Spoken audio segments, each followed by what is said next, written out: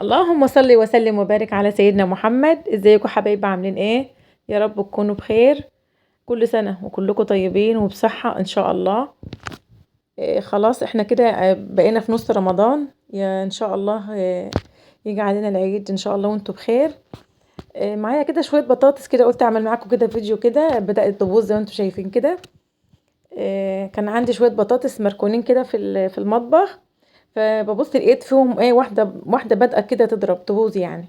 فقمت جايباهم كده في طبق كده، وقلت اصور معاكم الفيديو الجميل ده كده، اعمل لكم ايه تجهيزات السحور من البطاطس، عشان من ايه بدل ما ارميها يعني واسيبها واحده واحده تروح ورا واحده، فجاه ما الاقيش البطاطس الاقيها اترمت. فجبتها كده وجبت معايا طبق كده فيه شويه ميه. الميه ديت مش ساقعه قوي، يعني ميه دافيه يعني دافيه، مش ساقعه.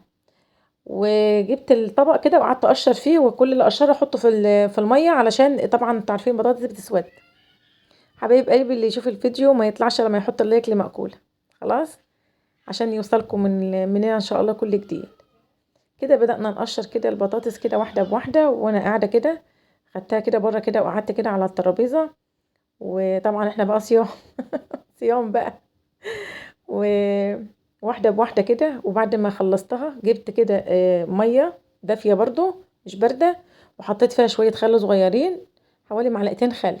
جبت كده القطاعة وبدأت أقطع صوابع، بس مش هقطعها صوابع رفيعة، لأني هخزنها في الفريزر. خلاص يا بنات، هبدأ كده بالقطاعة كده، هنعملها شكل زجزاج كده شكله جميل.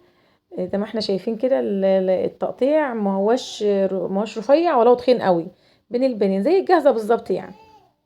انا بوريكم حاطه التقطيعه اهي، شكلها حلو قوي بالقطاعه اللي هي الزجزاج دي. خلاص يا بنات، هبدا اقطع كل الكميه واشوحها كده زي ما احنا شايفين كده في الميه اللي فيها شويه خل صغيرين، وعلى ما تتنقع كده براحتها كده عشان ما تسودش مني، وبعدين ندخل اجهزها. طبعا بنت ابني ماسكه القطاعه اللي بقطع عليها عايزه تشدها لي على الارض.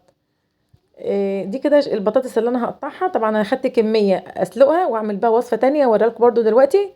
والكميه دي يا بنات كده زي ما احنا شايفين هنقطعها ونحطها كده في الميه بتاعتها، ننقعها شويه صغيرين كده على ما اخلص كل الكميه عشان ما تتوتش مني.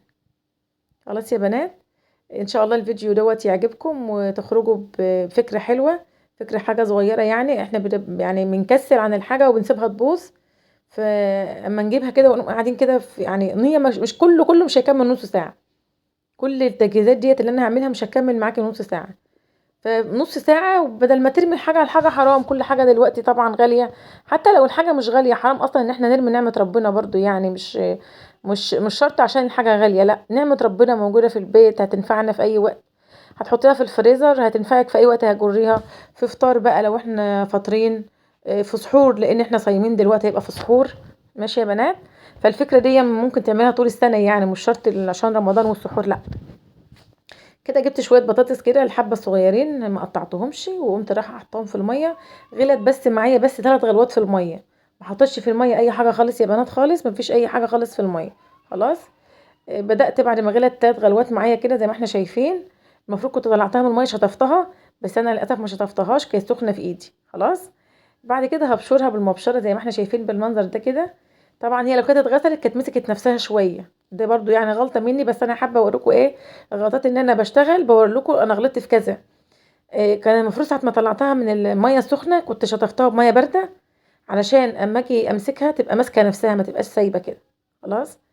الوصفه دي حلوه قوي يا بنات ما شاء الله، نحط فيها اي بهارات انت عاوزاها، هتخلي طعمها حلو وتبقى معاكي ما شاء الله. طبعا انا كنت ولعت بقى على الميه بتاعه الايه البطاطس اللي انا هقليها، اللي هي الصوابع دي، نص مقليه يعني، تعتبر نص مقليه. عفوا يا بنات، عملت معاكم الفيديو ده قبل كده بس كان بطاطس نص مقليه، ديت نص مسلوقه يعني، يعني ايه نص متجهزه يعني. خلاص. كده انا بنعمل الخطوه اللي يعني ايه، بنعتبر كده قشرناها ونقعناها واديناها غلوه واحده او غلوتين في الميه زي ما احنا شايفين، تخش بقى من تطلع من التلاجة على طول على التحمير. خلاص يا بنات، زي الاكياس اللي بتيجي جاهزه بالظبط. خلاص زي ما احنا شايفين كده، شوفي هي غلوه واحده بالظبط او غلوتين بالكتير خالص، ونشيلها كده في المصافي. بس مش هنحطها كلها في مصفى واحده، هنخليها كده مفرده كده علشان ما تعجنش معانا. هنشطفها بحبة مية ونصفيها في المصفى كده ونسيبها نركنها تبرد شوية. كل ما تبرد معانا تبقى احسن في التخزين، لو سخنة هتبقى متعجن معانا في التلاجة. خلاص. دي بقى اللي انا بشرتها. جبت معايا البهارات اهي يا بنات. ده اللهم صل على سيدنا محمد. جايبين كده بودر وفانيليا وبودر وملح ده كده ده النشا. ده كده معلقتين كبار من النشا. جايبين كركم وكاري وده البودر اهوت. واي حاجه انت عاوزه تحطيها، كمون وكزبره، من كل حاجه نص معلقه نص معلقه على قد الكميه اللي هتعمليها، تحطي عليها الحاجه بتاعتها. ده كده توم معايا من اللي انا مخزناه من الفريزر. هحط كده شويه توم صغيرين زي ما احنا شايفين كده. طبعا التوم في الفريزر يا بنات فكره حلوه قوي. دي كده معلقه صغيره اهي من التوم. ما تكتريش في التوم، يعني هي بتبقى بتدي ريحه بس. جبت كده 3 بيضات معايا، حطيت 3 بيضات في الطبق اهمن، ومعايا كده معلقتين من الزيت. زيت بس المهم يبقى زيت نضيف، يعني زيت كريستال، ما يبقاش زيت بتاع التموين، مش هينفع فيها، هيديها زفارة صراحة يعني. هنبدأ كده نخلط كده الخليط بتاعنا الجميل دوت ما شاء الله. اي فلافل انت حابة تحطيها حطيها، ما يشرش اللي انا حطاه. احنا حاطين بابريكا وحاطين كاري كركم وكمون وكزبرة وشطة، ومعلقة كبيرة من ال اللهم صل على سيدنا محمد. معلقة كبيرة من الفانيليا البودر، ومعلقتين كبار من النشا. خلاص يا بنات. هنبدأ كده نمسك كده الخليط بتاعنا الجميل دوت كده. شوفوا في ايدينا جميل ازاي، هنبططه كده اهو في شوية دقيق. وهنبدأ نبدر بالدقيق ونحط على الصينية كلها. وعلى فكرة لو حابة تبدري برضو الدقيق بدري، يعني حابة تحطي فيه في فلافل بدريه فلافل برضو. ده دقيق بس اهو من غير اي حاجة خالص. تمسك معايا القطعة كده عشان نسيبها على ما نخلص كل الكمية وبعدين نعبيها. تخزين برضو زي البطاطس بالظبط.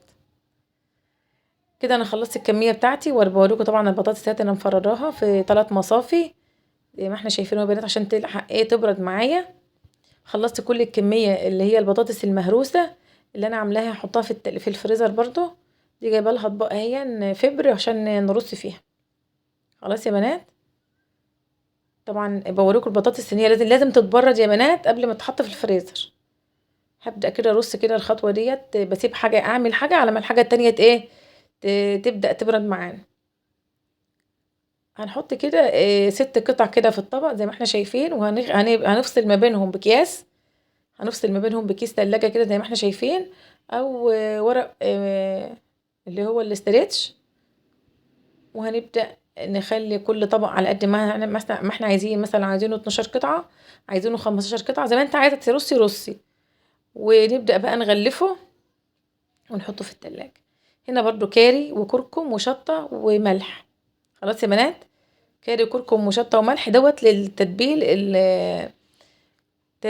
الدقيق اللي هيتحط في التلاجة. خلاص اهو. ده كده اللي هيتحط في التلاجة على طول، البطاطس اللي هتحط في التلاجة على طول.